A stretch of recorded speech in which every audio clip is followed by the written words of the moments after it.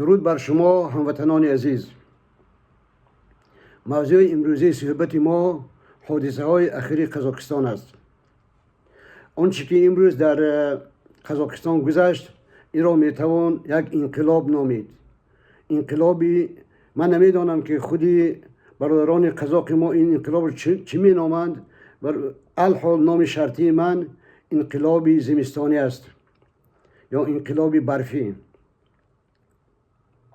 مردم در قزاقستان که سطح زندگی نسبت به تاجیکستان خیلی بلند بود، سطح نفقه، سطح ماهانه، سطح زندگی، همه چیز همه این نشاندهنده ها یکی از بهترین ها در آسیا بودند. از قزاقستان یک نفر هم در رسته شما مهاجر مهنتی پیدا نمی کنید. همین نشاندهنده ها، همین رقم ها و سند ها هم گواه آن است که ما باید به حادثه های قزاقستان بسیار جدی مناسبت کنیم و از آن سبق گیریم. پیش از همه حکومت امروزی تاجیکستان. نظربایوف 3 سال برای قزاقستان خیلی کارها را انجام داد که واقعا ستودنی است. یکی از خدمت‌های بزرگی که نظربایوف کرد این آن بود که یک مقدار بزرگ زمین تاجیکستان، زمین قزاقستان میتوانست که به روسیه گذرد و ملتگراهای روسیه هم به همین بخش زمین قزاقستان دندان تیز کرده بودند. اما نظربایوف پیش راه این دسیسه را گرفت.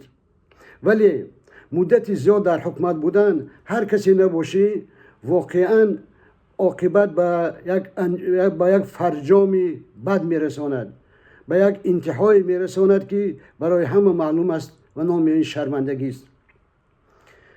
چند سال پیش یک بازی دیگری پیش گرفت نظربایوف و گویا به جای خودش قاسم جومرت توقیف را پرزیدنت انتخاب کردند.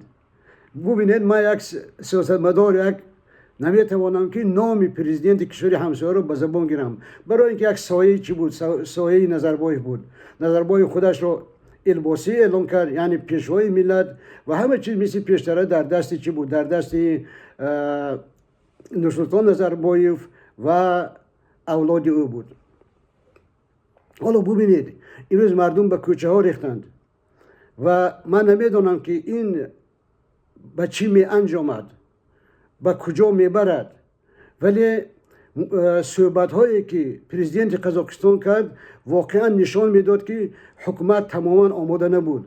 گاه آنها تهدید میکردند به اعتراضگران، گاه میگفتند که ما از همه شیوه ها استفاده میبریم، یعنی هر کاری بر ضد شما میکنیم و اشاره هم بود که از یگان چیزی نمیگردانیم تا آتش اعتراض را خاموش کنیم و این بدبختانه بسیار پیامی بد بود.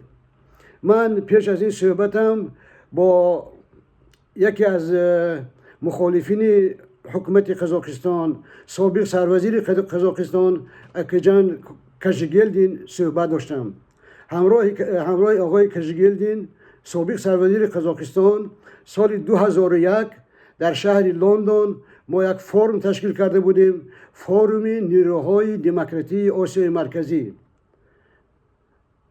در این فورم بهترین سیاستمداران از آسیای مرکزی جمع آمده بودند و آنها من و آقای کشگیلدین را هم رئیس این سازمان انتخاب کرده بودند. حالا برگردیم به حادثه های قزاقستان و اون چیزی که کشگیلدین امروز گفت واقعا بسیار مهم بود، زیرا او یک سیاستمدار خیلی زیرک است و خوب وضعیت را میداند.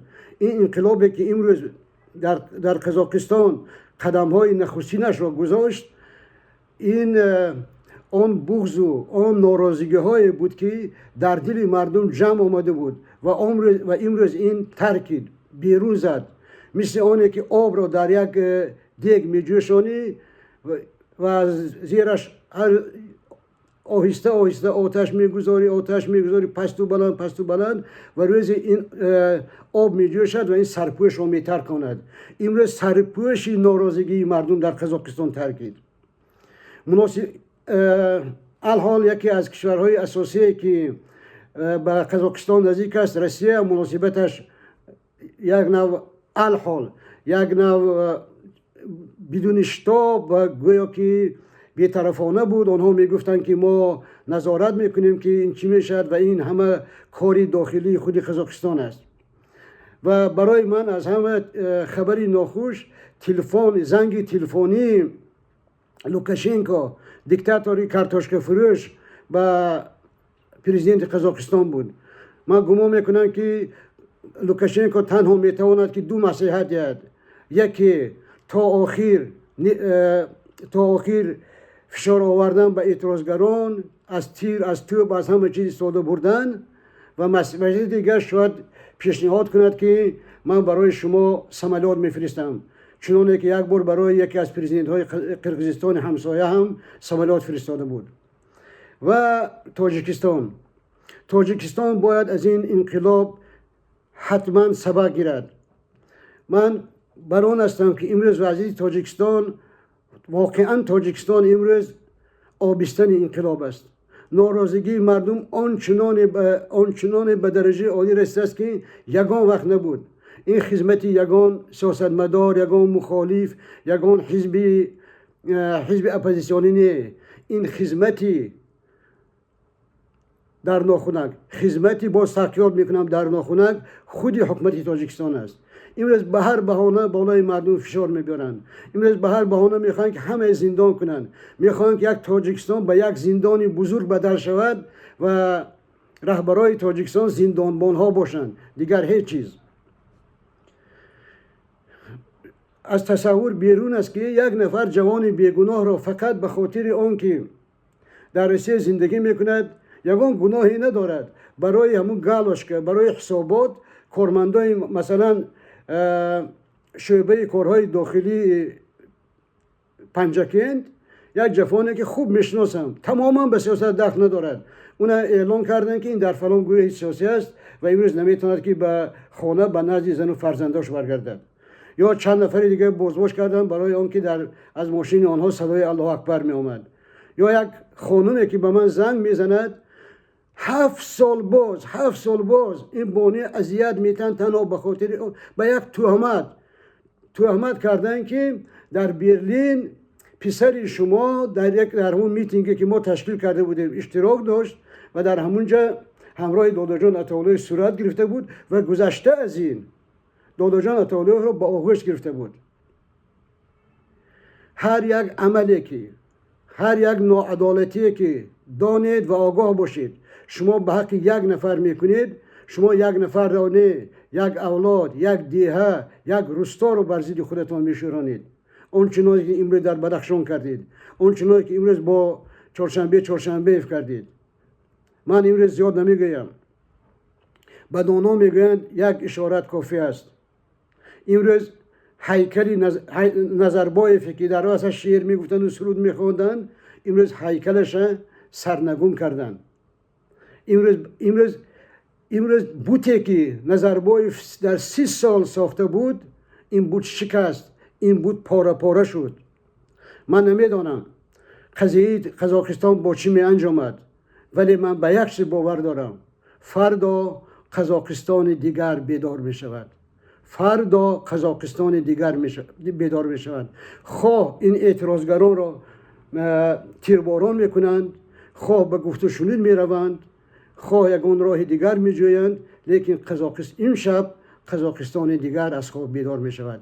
و امیدوارم که مردمی تاجیک هم از خواب بی‌طرفی، بی‌تفاوتی، بی‌ناموسی، بی‌عزتی، بی‌شرفی بیدار می شوند. من به شما خواب شیرین آرزو نمی کنم. من آرزو دارم که اقلا یک شب بیداری کشید و بیاندیشید که ما از کجا آمدیم و به کجا روانیم. خدا به همراه.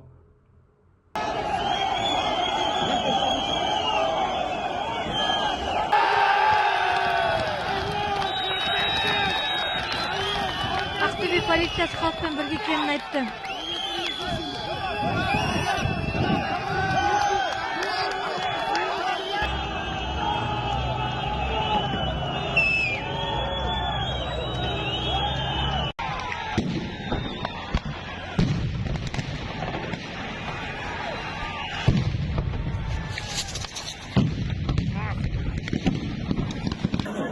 жүрдер, ана беткен жарылса, мына беткен іш қойды, жәшіктер.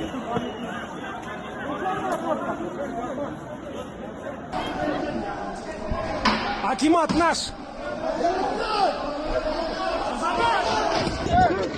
Ne istiyorsun? Sür verin. Tutsun asla. Dübinkilerini alıp alınlar, dübinkilerini alıp alın.